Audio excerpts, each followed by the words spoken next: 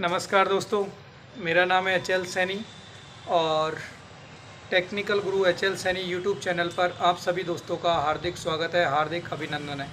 जैसा कि पिछली क्लास में हम डिस्कशन कर रहे थे मेरे प्यारे दोस्तों, वो चर्चा कर रहे थे हम ट्रांजिस्टर के बारे में। कहने का मतलब जो पिछला लेक्चर था, उस पिछले लेक्चर में हमने ट्रांजिस्टर के बारे में चर्चा प्रारंभ की थी। जो ट्रांजिस्टर है क्या, उसको एक बार मैं 2 मिनट में आपको पूरा याद दिला देता हूँ। तो मैंने आपको बताया था कि जो काम डायोड से नहीं हो पा रहा था, उस काम को करने के लिए हमने कौन सी युक्ति बनाई? ट्रांजिस्टर युक्ति बनाई।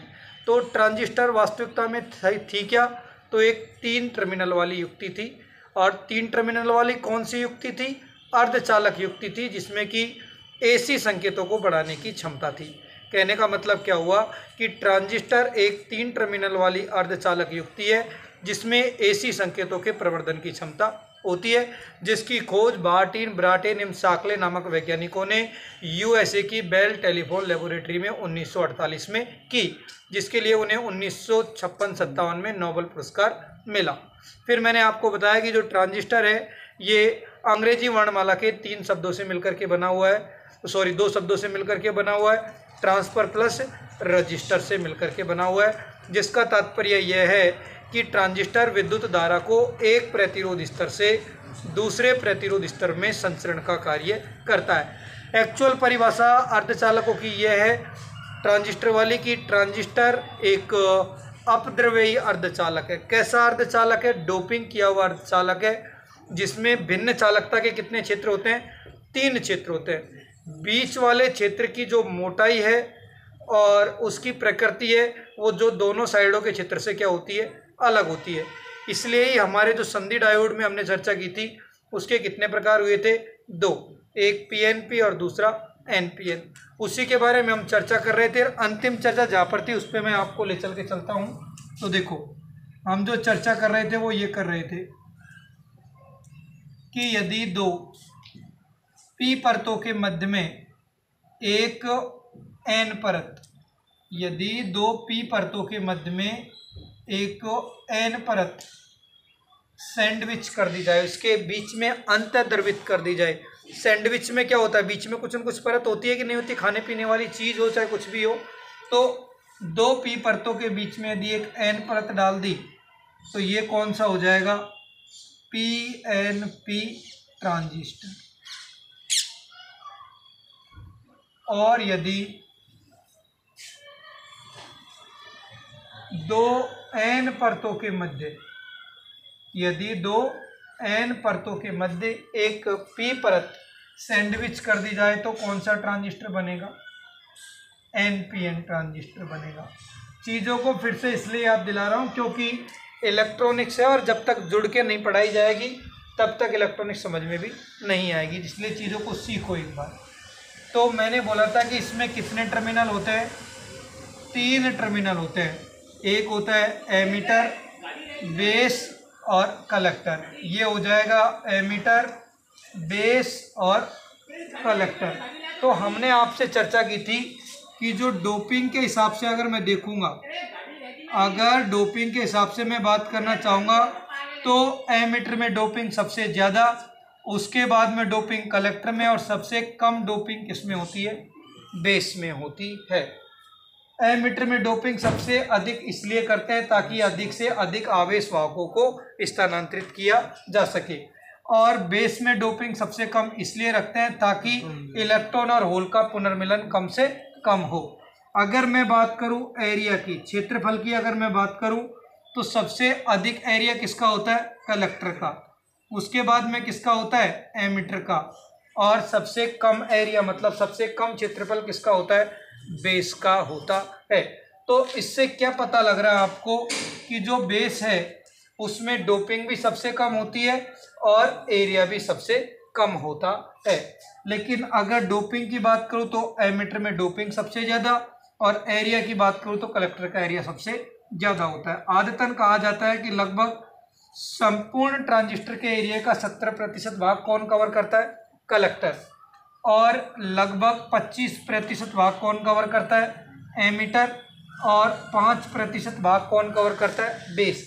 जस्ट समझाने के लिए थ्योरी मैंने आपको बताई है, सच्चाई भी यही है कि 70% एरिया होता है वो कलेक्टर का, 25% एरिया होता है वो एमिटर का और 5% एरिया होता है वो बेस का होता है। तो आपको मैंने यहाँ से एक और चीज़ भी सिखाई थी कि देखो ये P और ये N, तो ये P और ये N, तो एक डायोड तो ये बन गया और एक P से N एक डायोड ये बन गया, क्योंकि ये P वाला ये N वाला, ये P वाला और ये N वाला, तो ये हो गया बेस, ये हो गया एमिटर और ये हो गया कलेक्टर। इसी प्रकार यहाँ पर भी देखोगे तो देखो ये PN, तो ये हो गया PN और ये भी PN, हाँ या ना, तो ये एमिटर, ये कलेक्टर और ये बेस वाली बात। कल यहाँ तक चर्चा कर ली थी, अभी 5-7 मिनट की जो क्लास में मैंने जो चर्चा की है आप लोगों के साथ में, ये चर्चा हम कल वाली क्लास में कर चुके हैं। इससे आगे की चर्चा अब हम करेंगे। तो भैया हमने कल पढ़ा क्या था कि ट्रांजिस्टर के अंदर 1, 2 और 3, कितनी परत, 3 परत, और कितनी संधि, 1 और 1 2 संधि, और कितनी अवच्छय परत, 2 अवच्छय परत, और कितने टर्मिनल, 3 टर्मिनल होते हैं, जिन्हें हम क्या कहते हैं, उत्सर्जक, आधार और संग्राहक कहते हैं। कई बार एग्जाम में पूछ लेता है कि संधियों का नाम क्या क्या होता है। तो एक बार बोर्ड पर देखिए आप लोग, मैं लिखूंगा जरूर लेकिन आपको पता होनी चाहिए, चीज़ों को समझना जरूरी है। तो देखो भाई कि हमारा जो ट्रांजिस्टर है, चाहे वो PNP हो चाहे NPN ट्रांजिस्टर हो, संधि ट्रांजिस्टर के 2 प्रकार कल पढ़े थे ना, एक PNP और दूसरा NPN। तो इस संधि ट्रांजिस्टर में कितनी संधि होती हैं, 2। कौन कौन सी, तो देखो ये वाला एरिया किसका है, एमीटर का, ये किसका है, बेस का। तो जो संधि एमीटर और बेस के बीच में बनेगी तो इस संधि का नाम क्या दे दूंगा, EB संधि। बोलो हाँ या ना, यही नाम होगा कि नहीं होगा। तो ट्रांजिस्टर चाहे वो NPN हो चाहे PNPN हो, तो ट्रांजिस्टर में कितनी संधि होती हैं, 2 संधि होती हैं। कितनी संधि होती हैं, 2 संधि। पहली वाली कौन सी संधि है, उत्सर्जक आधार संधि। पहली वाली संधि का नाम क्या है, उत्सर्जक आधार संधि। संधि को अंग्रेजी में बोलते हैं दोस्तों जंक्शन। तो इन शॉर्ट एग्जाम में आपको कई बार ये शब्द मिलता है, EB संधि। तो समझ जाना कि ये संधि किस किस के बीच में बन रही है, एमीटर और बेस के बीच में। और दोस्तों हम यहाँ इनपुट भी देते हैं, इसलिए कभी कभार उत्सर्जक आधार संधि को इनपुट संधि की संज्ञा भी दी जाती है। इसे कभी कभार क्या कहते हैं हम, इनपुट संधि। क्या नाम दिया जाता है इसे, इनपुट संधि। ओके। दूसरी संधि बन किस किस के बीच में रही है, आधार और संग्राहक के बीच में। तो इस संधि का नाम क्या हो जाएगा, BC संधि। तो दूसरी संधि का नाम क्या हुआ, आधार संग्राहक संधि। तो आधार संग्राहक का मतलब बेस और संग्राहक का मतलब कलेक्टर, तो इसे BC संधि भी नाम दे सकता हूं। और चूंकि इन टर्मिनलों के मध्य क्या प्राप्त करते हैं, आउटपुट, इसलिए कभी कभार इसे आउटपुट संधि की संज्ञा भी दी जाती है। ये चीज़ नोट करने वाली है, एग्जाम में पूछा जा भी सकता है कि कौन कौन सी संधि होती है। तो एक होती है उत्सर्जक आधार संधि, इन शॉर्ट बोले तो EB संधि, और दूसरी वाली होती है आधार संग्राहक संधि, इन शॉर्ट BC संधि भी इसे कहा जाता है। तो ये वाली बात अभी स्टार्ट की है। तो ये 2 चीज़ आपको पता होनी चाहिए कि एक इनपुट संधि है और एक आउटपुट। आप भी जानते हो कि जितनी संधि बनेंगी उतनी क्या होती हैं, अवच्छय परत। तो एक अवच्छय परत बनेगी एमीटर और आधार संधि पर, और एक अवच्छय परत कहाँ बनेगी, आधार संग्राहक संधि पर बनेगी। और जैसा कि मैंने आपको बताया है कि डोपिंग जितनी ज़्यादा होती है अवच्छय परत उतनी ही पतली होती है। तो मैंने आपको बताया था दोस्तों कि सबसे अधिक डोपिंग किस में होती है, आधार में, और सबसे अधिक डोपिंग किस में होती है, उत्सर्जक में, एमीटर में होती है। मुंह से गलत वर्ड निकल गया। और सबसे कम डोपिंग किस में होती है, बेस में, और मॉडरेट डोपिंग किस में होती है, संग्राहक में होती है। तो जहाँ पर डोपिंग ज़्यादा होगी उस तरफ की अवक्षय परत बहुत पतली होगी।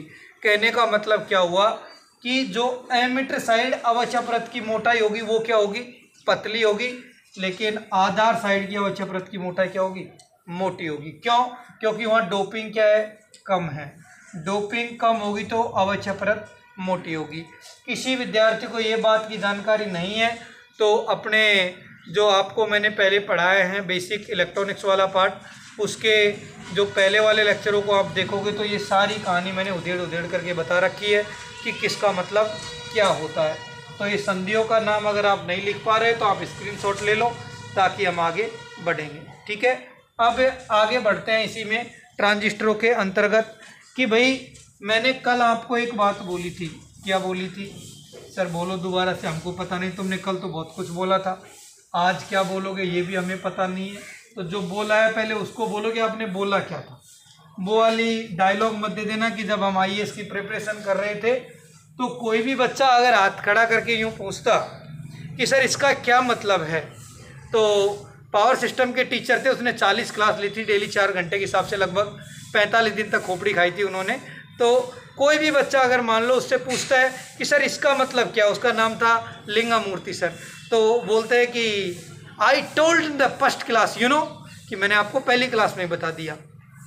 फिर कोई दूसरे ने और कुछ क्वेश्चन पूछा तो I told you in the first class, मैंने सब सारी बातें अगर पहली क्लास में बता दी तो फिर 40 क्लास क्यों ले रहे हो। तो वो वाली स्थिति मत करो कि बातें कुछ पहले बोली गई है, कुछ बातें अब बोलूँगा। समझ पा रहे हो कि नहीं समझ पा रहे हो?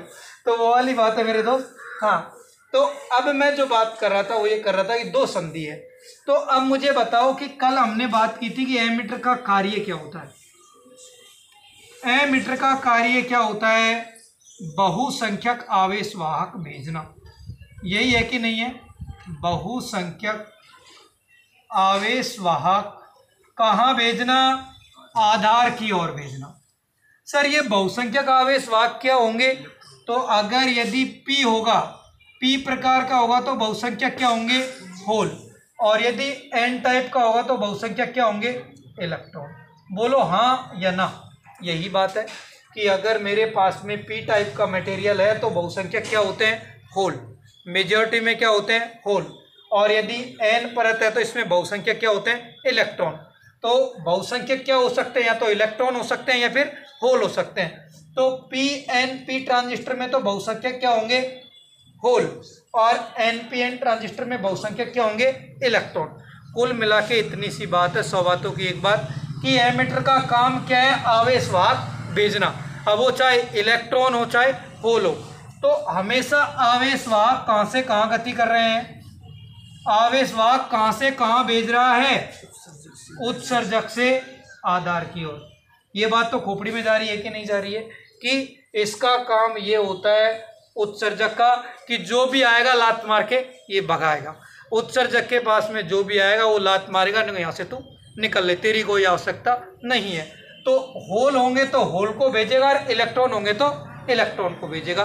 तो एग्जाम में यदि कोई पूछे कि जो एमीटर है उसका वर्क क्या होता है, तो बहुसंख्यक आवेश वाहक को आधार की ओर भेजना। कहाँ से कहाँ? एमीटर से आधार की ओर भेजना। हिंदी में बोले तो उत्सर्जक से आधार की ओर आवेश वाहक को भेजना। अब मुझे बताओ, होल है, वो होल कहाँ से कहाँ जा रहे हैं?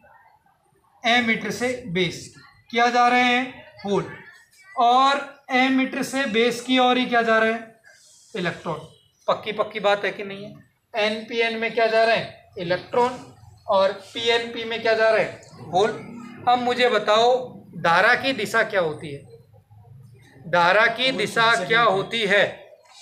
तो इलेक्ट्रॉन के प्रवाह के विपरीत दिशा में होती है। मतलब इलेक्ट्रॉन इस दिशा में गति कर रहे हैं तो धारा इसके जस्ट विपरीत दिशा में। कहने का क्या मतलब हुआ? यदि इलेक्ट्रॉन उत्सर्जक से आधार की ओर जा रहे हैं तो धारा कहाँ से कहाँ आएगी? आधार से उत्सर्जक की ओर। बोलो ये बात खोपड़ी में जा रही है कि नहीं जा रही है? भाई धारा का जो प्रवाह होता है वो इलेक्ट्रॉन के प्रवाह के विपरीत कह दो, या इलेक्ट्रॉन के विपरीत या होल की दिशा में। तो इसका मतलब ये क्या हो रहा है, ये है क्या, ये क्या है हमारा होल है। तो होल की दिशा में जा रहा है, इसका मतलब देखो होल जिस दिशा में जा रहे हैं उसी दिशा में क्या जा रही है, धारा। लेकिन तुम यहाँ देखो इलेक्ट्रॉन इस दिशा में जा रहे हैं और धारा इसके विपरीत दिशा में जा रही है। तो तुम देख रहे हो दोनों में आवेश वाहक कहाँ से कहाँ जा रहे हैं, उत्सर्जक से आधार की ओर। लेकिन धारा कहाँ से कहाँ जा रही है, एक में जा रही है उत्सर्जक से आधार की ओर और दूसरे में कहाँ से कहाँ जा रही है, आधार से उत्सर्जक की ओर। कहने का मतलब क्या हुआ कि धारा की कितनी दिशा संभव है, दो। पीएनपी में कहाँ से कहाँ, उत्सर्जक से आधार की ओर और एनपीएन में कहाँ, आधार से उत्सर्जक की ओर। तो दोस्त ये धारा की दो दिशा होने के कारण ही जो हमारे पीएनपी ट्रांजिस्टर और एनपीएन ट्रांजिस्टरों के अलग अलग प्रतीक होते हैं। एग्जाम में कोई पूछ बैठे कि सर अलग अलग प्रतीक क्यों हैं, क्योंकि दोनों में एमिट से प्रवाहित होने वाली धारा की दिशा क्या है, विपरीत है। यहाँ पर होल की दिशा में ही होगी और यहाँ इलेक्ट्रॉन के विपरीत दिशा में होगी, हाँ या ना। तो होल की दिशा और इलेक्ट्रॉन की विपरीत दिशा एक ही तो बात होती है, क्योंकि होल धनावेशित चीज है और इलेक्ट्रॉन ऋणावेशित। तो ऋणावेशित के विपरीत दिशा में ही तो धारा जाती है। तो दोस्त बहुसंख्यक आवेश वाहक तो हमेशा उत्सर्जक से आधार की ओर प्रवाहित होते हैं, लेकिन धारा उत्सर्जक से आधार की ओर भी प्रवाहित हो सकती है और आधार से उत्सर्जक की भी ओर प्रवाहित हो सकती है। इस कारण जो ट्रांजिस्टर है इन दोनों ट्रांजिस्टरों के अलग अलग प्रतीक होते हैं। लिखो इस लाइन को, मैं आप उतार भी लो ताकि आपके दिमाग में क्लियरिटी आ जाएगी। नहीं तो अभी समझा दिया और 2 घंटे बाद में घर देखोगे ना तो फिर सापड़ा सूख ही लगेगा। तो इस बात को लिखो। तो चाहे ट्रांजिस्टर पीएनपीएन हो, चाहे पीएनपी हो, चाहे एनपीएन हो, हमेशा आवेश वाहक कहाँ से कहाँ जाएंगे, उत्सर्जक से आधार की ओर ही जाएंगे। लिखो बहुसंख्यक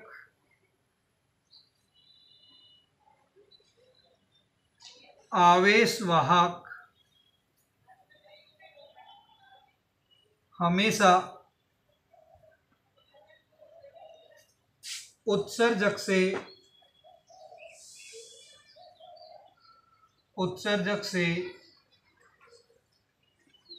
आधार की ओर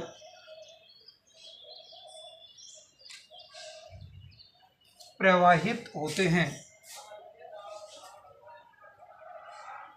लेकिन धारा उत्सर्जक से आधार की ओर या आधार से उत्सर्जक की ओर प्रवाहित हो सकती है। तो दोस्त पीएनपी ट्रांजिस्टर में तो उत्सर्जक से आधार की ओर और एनपीएन में आधार से उत्सर्जक की ओर हो सकती है। यही कारण है कि दोनों प्रकार के ट्रांजिस्टर के प्रतीक, अंग्रेजी में बोले तो सिंबल, अलग अलग होते हैं। ये अलग दो नहीं है, अलग अलग है ये, है ना। कई बार बोलते सर अलग दो का क्या मतलब है,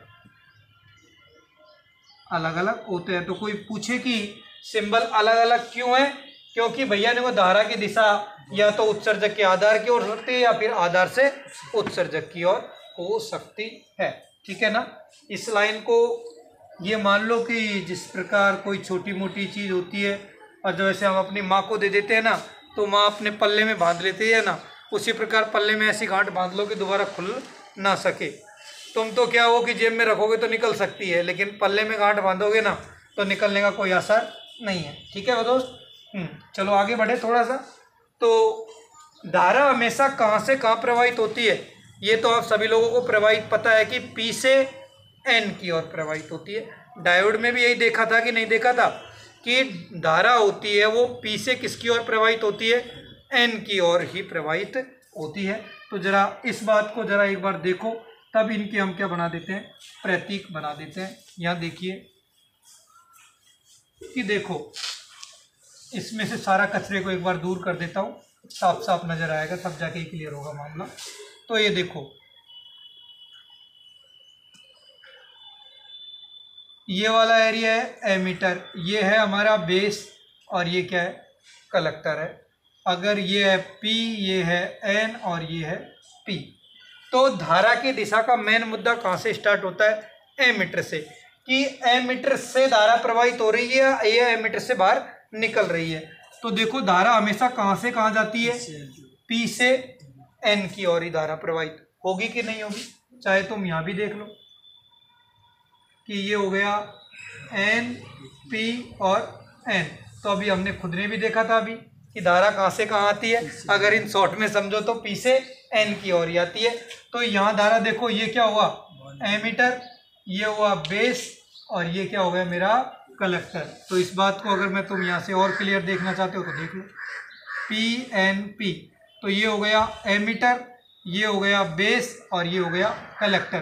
तो यहाँ धारा एमीटर में क्या कर रही है, प्रवेश कर रही है, और यहाँ धारा एमीटर से क्या हो रही है, निकल रही है। हाँ या ना। तो दोस्त, इसलिए इसके प्रति कुछ इस प्रकार से होते हैं, रटने की कोई आवश्यकता नहीं है। तो धारा कहाँ प्रवेश करती है, एमीटर में प्रवेश करती है। तो दोस्त, अगर ये टर्मिनल बेस है, ये कलेक्टर है, और ये क्या है, एमीटर, तो हमें जो धारा वाला जो तीर का निशान दर्शाना है वो कौन सी पे दर्शाना है, एमीटर वाले टर्मिनल पर दर्शाना है। तो इसमें धारा प्रवेश कर रही है कि बाहर निकल रही है, प्रवेश कर रही है। तो ये देखो, तो आपको शायद क्लियर हो गया होगा, इसका मतलब ये क्या हो गया, ये P और ये क्या हो गया, N। तो आप समझ भी गए होंगे कि ये कौन सा ट्रांजिस्टर बन गया है, PNP। आपसे कभी भी एग्जाम में ये बना के नहीं देगा, इस प्रकार से डायग्राम बना देगा और फिर पूछेगा बताओ ये किसका है, PNP ट्रांजिस्टर का प्रतीक है कि NPN का है। हर बच्चा रटता है, कुछ पता ही नहीं है। हमको दिमाग में एक ही बात सेट करनी है कि धारा हमेशा P से N की ओर जाती है। तो धारा अंदर की ओर जा रही है, इसका मतलब ये P होगा और ये N होगा। तो ये P है और ये N है, तो इसका मतलब ये क्या होगा, P होगा। तो कौन सा ट्रांजिस्टर बन गया, PNP। और वैसे भी अगर डायलॉग के रूप में देखना चाहो तो जब अपन छोटे होते हैं तो मान लो 2 मिनट स्कूल के लिए लेट हो गए, तो क्लास में जाते ही क्लास टीचर अगर पढ़ा रहा है तो कैसे घुस जाओगे, फिर तो बाहर डंडे खाने पड़ेंगे। तो जाते क्या कहते हैं, सर मे आई कम इन सर, करते हैं कि नहीं करते हैं, टीचर बोलेगा यस कम इन। तो कम इन का मतलब क्या है, आ जा, मतलब P मतलब परमिशन दे दी, परमिशन ग्रांटेड है, आ जाओ। तो P का मतलब परमिशन है। कहाँ आने की परमिशन है, अंदर आने की है। तो P का मतलब परमिशन, तो P का मतलब परमिशन है, तो इसका मतलब अंदर आएगा, मतलब PNP। किसी भी प्रकार से सेट करो, दिमाग में बात समझ में आनी चाहिए। ओरिजिनल लॉजिक तो क्या है कि धारा P से N की ओर प्रवाहित होती है, इसका अर्थ ये कौन सा होगा, PNP ट्रांजिस्टर होगा। और इधर मैं बात करूं तो ये कहना क्या चाह रहे हैं भाई साहब कि ये हो गया मेरा बेस, ये हो गया कलेक्टर और ये हो गया एमीटर। आप भी जानते हो N का मतलब क्या होता है, नॉट परमिशन, अनुमति नहीं है। जब अनुमति है नहीं तो आदमी अंदर जाएगा कि बाहर जाएगा, बाहर जाएगा। आप खुद भी समझ सकते हो यार कि ये बाहर की ओर जा रहा है, इसका मतलब तभी बाहर जाएगा कि बीच में क्या हो, P, और बाहर की तरफ क्या हो, N। ध्यान रखना, ये तीर का निशान हमेशा कौन से टर्मिनल पर लगाया जाएगा, एमीटर वाले टर्मिनल पर लगाया जाएगा। तो ये कौन सा बन गया, NPN, और ये कौन सा बन गया, PNP। तो दिमाग में 2 तरीके हैं, P से N, ध्यान रखो कि P से N की ओर धारा जाती है। तो बाहर जा रही है मतलब नॉट परमिशन, तो NPN। P का मतलब परमिशन, अंदर की ओर आ रही है तो PN। ओके, हाँ जी, कभी जिंदगी में रटने की आवश्यकता नहीं है। अगर लॉजिक समझ में आया है तो एक बार में ही बात क्लियर हो जाएगी। और भैया शॉर्टकट ही रटना है तो एक अलग बात है, फिर टीचर बोलेंगे P का मतलब परमिशन, अंदर की ओर है, मतलब ये कौन सा हो जाएगा, PNP ट्रांजिस्टर का प्रतीक है। एग्जाम में पूछता है, कन्फर्म है। और दूसरा वाला कौन सा है, NPN ट्रांजिस्टर। तो N का मतलब नॉट, मतलब बाहर की ओर, पी का मतलब परमिशन, मतलब अंदर की ओर, दैट्स ऑल। तो शायद आपको ये दोनों बातें तो क्लियर हो गई होंगी, ठीक है ना। हाँ जी, अब बात करेंगे ट्रांजिस्टर के आगे की। एक बार आप स्क्रीनशॉट ले लीजिए।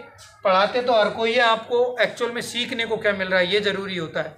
नहीं तो तुम जानते हो कि चीज़ों की कमी थोड़ी है, लेकिन किस वे में सिखाना है। एक होता है कि आदमी इसका मतलब ये होता है, इसका मतलब ये रोटा रट लो। एक होता है चीज़ों को समझना कि भविष्य में कहीं भी बात घूम फिर के आ जाए तो सही तो कर सकते हो। तुमको पता ही नहीं है, एग्जाम में भूल गया, अंदर वाले में एन लगा दूँ कि अंदर वाले में पी लगा दूँ, क्या करोगे। लेकिन पता है कि भाई धारा पी से एन की ओर जाती है, तो फिर चाहे कोई भी चीज़ हो सबका जवाब मिल जाएगा। ओके, हाँ जी भाई। अब देखो भाई ट्रांजिस्टर में, तो ट्रांजिस्टर में कितनी संधि हैं? 2 संधि हैं। कौन कौन सी? एक तो उत्सर्जक आधार संधि और दूसरी कौन सी है? आधार संग्राहक संधि। तो क्या इन दोनों संधियों के मध्य में ही इनपुट और आउटपुट दिया जाता है कि नहीं दिया जाता है? जैसे उदाहरण के तौर पर मैं ट्रांजिस्टर बनाऊं आपके सामने, मान लो ये पी एन पी है, तो ये एमीटर हो गया, ये बेस हो गया और ये कलेक्टर हो गया। तो कोई भी दो के मध्य में क्या दूंगा मैं? इनपुट। और कोई भी दो के मध्य में क्या लूँगा मैं? आउट। बोलो हाँ या ना, यही करते हैं कि नहीं करते हैं? तो दोस्तों इनपुट संधि कौन सी बायस में होगी, आउटपुट संधि कौन सी बायस में होगी, ये अलग अलग स्थिति हमारे पास में निकल करके आती हैं। तो इनपुट संधि अग्र बायस में है तो क्या होगा, पश्च बायस में होगा तो क्या होगा, या दोनों अग्र बायस में होगी तो क्या होगा और दोनों ही पश्च बायस में होगी तो क्या होगा। टेक्निकल हेल्पर हो चाहे संसार का कोई भी एग्जाम हो, ट्रांजिस्टर से अगर बेसिक क्वेश्चन पूछेगा तो बायसिंग से क्वेश्चन जरूर पूछेगा ही पूछेगा, ठीक है ना। तो एक टेबल बना रहा हूँ, साथ के साथ में बनाओ, पूरी बात समझ में आ जाएगी। तो एक तरफ तो मैं लिख देता हूँ ईबी संधि।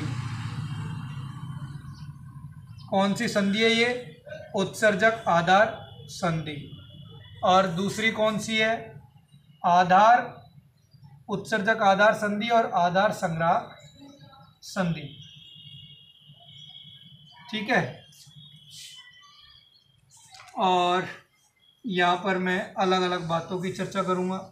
एक तरफ तो बात करूँगा इसकी कि कौन से क्षेत्र में काम करेगा, मतलब कार्यकारी क्षेत्र। इसे अंग्रेजी में क्या कहा जाता है? Operating region. क्या नाम बोला जाता है? Operating region. कार्यकारी क्षेत्र कौन से क्षेत्र में काम करेगा।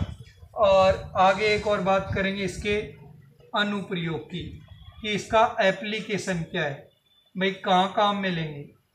तो मुझे इतना बताओ, हम ट्रांजिस्टर को काम में कहाँ कहाँ लेते हैं? या तो ट्रांजिस्टर से हम बनाते हैं एम्पलीफायर, मतलब प्रवर्धक बनाते हैं। तो सबसे पहला काम क्या होता है हमारा ट्रांजिस्टर का? एम्पलीफायर के रूप में काम में लेना। या फिर ट्रांजिस्टर को हम किसके रूप में काम में लेते हैं? लॉजिक गेटों में, स्विच के रूप में। मैंने आपको लॉजिक गेट पढ़ा है ना, तो लॉजिक गेट में अपन देख रहे थे कि कभी स्विच ए ऑन हो रहा था, कभी स्विच बी ऑन हो रहा था, कभी ए ऑफ हो रहा था, कभी बी ऑफ हो रहा था। तो ध्यान रखना, ट्रांजिस्टर का उपयोग या तो हम स्विच के रूप में करते हैं या फिर हम किसके रूप में करते हैं? एम्पलीफायर के रूप में काम में लेते हैं। तो स्विच या तो ऑन स्विच होगा या फिर ऑफ स्विच होगा। तो ये 3-4 कंडीशन है जिसमें हम किसको काम में लेते हैं? ट्रांजिस्टर को काम में लेते हैं। तो मैं सबसे पहली कंडीशन ले रहा हूँ कि एक तरीके से ये कैसी संधि है हमारी? इनपुट संधि है। और ये कैसी संधि है हमारी? आउटपुट संधि है। बोलो हाँ या ना। तो जब दोनों संधि कौन सी बायस में हो? अग्र बायस। कौन सी बायस में हो? अग्र बायस। इन शॉर्ट इसे हम क्या कहते हैं? Forward bias. ओके। और ये भी कौन सी बायस में हो? अग्र बायस। तसल्ली से सुनोगे और सीखने की कोशिश करोगे तो गारंटी देता हूँ कि एक भी चीज़ ऐसी नहीं होगी जो समझ में नहीं आए। और तुम सोचा कि मैं ये कर दूंगा और वो कर दूंगा, तो फिर कुछ उखड़ने वाला भी नहीं है, क्योंकि तुम पहले जैसे रटते आए थे ना, आज भी फिर ऐसे ही रटोगे। इसलिए पहले चीज़ों को देखो, समझो टीचर क्या पढ़ा रहा है। क्योंकि तुम्हारी क्या आदत है कि वो सभी को एक ही डंडे से हाँकते हो, चाहे वो समझदार हो चाहे बिना समझदार हो। तुमको ITI वाले ज़्यादातर विद्यार्थियों को सिर्फ रटने की आदत है, इसको ऐसे रट देते हैं और उसको ऐसे रट देते हैं, फिर एग्जाम आपको उल्टा रट देती है, ठीक है ना। तो जब दोनों संधि कौन सी बायस में हो, अग्र बायस में हो, तो जब दोनों ही संधि अग्र बायस में होगी तो जो भी सिग्नल देंगे पूरा का पूरा क्या होगा, पास होगा कि नहीं होगा। भाई यहाँ पर भी अग्र बायस, यहाँ भी अग्र बायस, तो दोनों तरफ की अवच्छा परत क्या हो जाएगी, खत्म। भाई ये अग्र बायस होगी तो ये अवच्छा परत खत्म, और ये भी अग्र बायस होगा तो ये भी अवच्छा परत खत्म। तो जो देंगे जो पूरा का पूरा पास होगा कि नहीं होगा।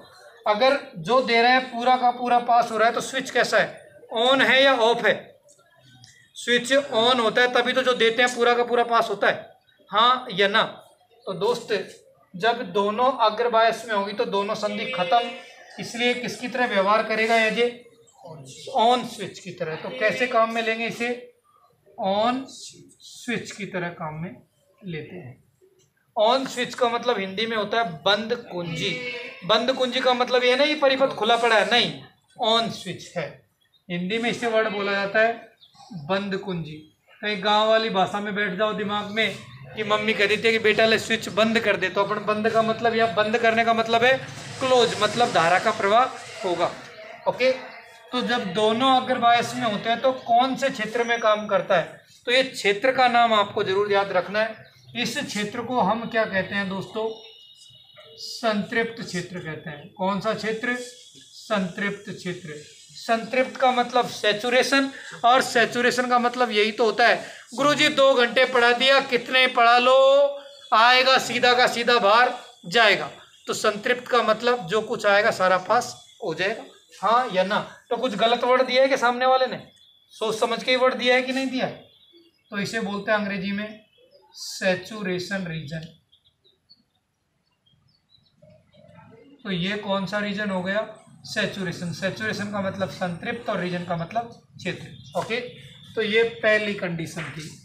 तो जब दोनों ऑन होते हैं मतलब दोनों अग्र बायस में होते हैं तो ये कौन से क्षेत्र में काम करता है, संतृप्त क्षेत्र में। और संतृप्त क्षेत्र में डायोड का उपयोग कैसे करते हैं हम, ऑन स्विच की तरह काम में लेते हैं। दूसरी वाली कंडीशन देखो, तसल्ली से समझते चलो, मैं बोल रहा हूँ कोई दिक्कत नहीं होगी। हाँ जी, ये कौन सी बायस में हो, पश्य बायस में। पश्य बायस का मतलब क्या है, आरबी। आरबी का मतलब ये नहीं है कि रॉयल चैलेंजर बेंगलोर आरसीबी मत बना देना इसको। आरबी का मतलब है रिवर्स बायस, पश्य बायस या पश्यभिनीति। तो इनपुट संधि कौन सी बायस में हो, पश्य बायस में, और आउटपुट संधि भी कौन सी बायस में हो, पश्य बायस में। तो पश्य बायस का मतलब क्या होता है कि अवच्छा परत का बहुत मोटा होना, और अवच्छा परत यदि बहुत मोटी है तो क्या ये कुछ पास होने देगी, क्या नहीं होने देगी, नहीं गुरुजी कुछ नहीं निकलने देगी। जब कुछ पास नहीं होने देगी तो किसकी तरह व्यवहार करेगा, ऑफ स्विच। ऑफ स्विच बोल दो, या हिंदी में क्या बोल सकते हैं, खुली कुंजी। बोलते ना कि मेरी जो जिंदगी है तो एक खुली कुंजी की तरह है, तो ये कुंजी कैसी हो गई, खुल गई। तो अगर यदि कुंजी खुल रही है तो कुछ पास थोड़ी हो रहा है, नहीं हो रहा, तो इसका मतलब सारा कट ऑफ हो गया कि नहीं हो गया। तो इसे हिंदी में बोलते हैं अंतक क्षेत्र। क्या नाम बोला जाता है, अंतक क्षेत्र। लेकिन ये वर्ड की बजाय अंग्रेजी वाला याद रखना, कट ऑफ रीजन। कई बच्चे तो ऐसे होंगे जो जिंदगी में पहली बार सुन रहे होंगे अंतक क्षेत्र क्या होता है, तो इतनी तगड़ी अंग्रेजी सीखने, हिंदी सीखने की जरूरत नहीं है, अंग्रेजी से काम चल जाएगा, कट ऑफ रीजन। ओके, तो 2 स्थिति पढ़ ली कि जब दोनों ही ऑन है तो सब कुछ पास होगा, मतलब ऑन स्विच, मतलब संतृप्त रीजन, और जब दोनों ही ऑफ होगा तो कुछ भी पास नहीं होगा, मतलब ऑफ स्विच, मतलब कौन सा रीजन, कट ऑफ रीजन। हाँ जी, अब बात करते हैं तीसरी कंडीशन की। तीसरी कंडीशन क्या है सर, इसको भी कह दो, आपके मन में मलाल नहीं रहना चाहिए।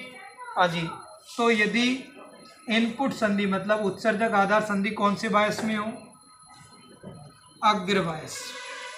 कौन सी बायस, अग्र बायस, इन इंग्लिश फॉरवर्ड बायस। और आउटपुट संधि मतलब कौन सी संधि, आधार संग्राहक संधि। कौन सी बायस में ले लेता हूँ, पश्य बायस में। भाई अग्र अग्र तो पहले ही पढ़ लिया, पश्य पश्य पढ़ लिया, तो अब अग्र पश्य पढ़ लें। ये क्या है, रिवर्स बायस है। कि ये वाली संधि कौन सी बायस में, फॉरवर्ड बायस में, और ये वाली संधि कौन सी बायस में, रिवर्स बायस में। तो इसका मतलब क्या हुआ, इस बात का मतलब क्या हुआ, इस बात का मतलब यही हुआ कि ये वाली संधि तो क्या हो गई, एक तरीके से ऑन हो गई, लेकिन आगे कुछ पास नहीं हो रहा है। इसका मतलब क्या हुआ कि ये संधि है, ये पश्च बायस में है, ये अग्र बायस में। इस स्थिति में ये क्या करता है कि इन्हें जो संकेत देते हैं उनको बढ़ाने का काम करता है। अर्थात इस रीजन को क्या कहा जाता है, सक्रिय क्षेत्र। क्या नाम दिया जाता है, सक्रिय क्षेत्र। और अंग्रेजी में इसे हम क्या कहते हैं, एक्टिव रीजन। क्या नाम बोला जाता है इसे अंग्रेजी में, एक्टिव रीजन, सक्रिय क्षेत्र। और इस क्षेत्र में इस ट्रांजिस्टर का उपयोग हम किसके रूप में करते हैं, प्रवर्धक के रूप में करते हैं। और प्रवर्धक का मतलब अंग्रेजी में होता है एम्पलीफायर।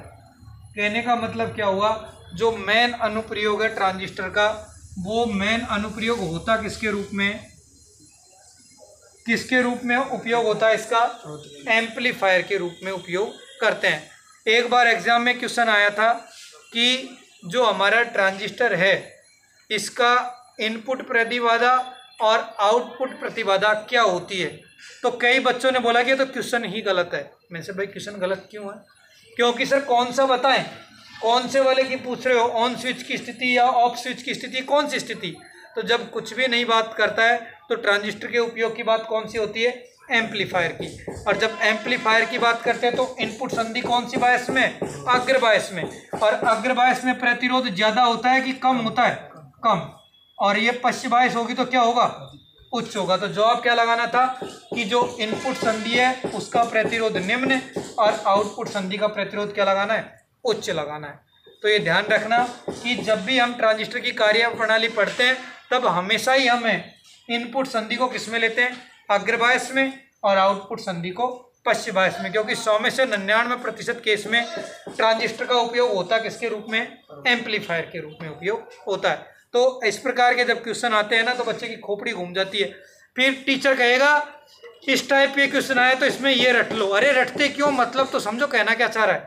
तो ये वाली चीज़ें होती हैं। इन चीज़ों को मैं आगे लिखाऊंगा, घबराने की कोई आवश्यकता नहीं है। सिर्फ ये जो मोटी मोटी बातें मैं लिखा रहा हूँ इनको छापते रहो। अब एक स्थिति और बच रही है, कौन सी, कि सर ये वाला कौन सी बायस में हो, पश्च बायस में हो। पश्च बायस का मतलब रिवर्स बायस में।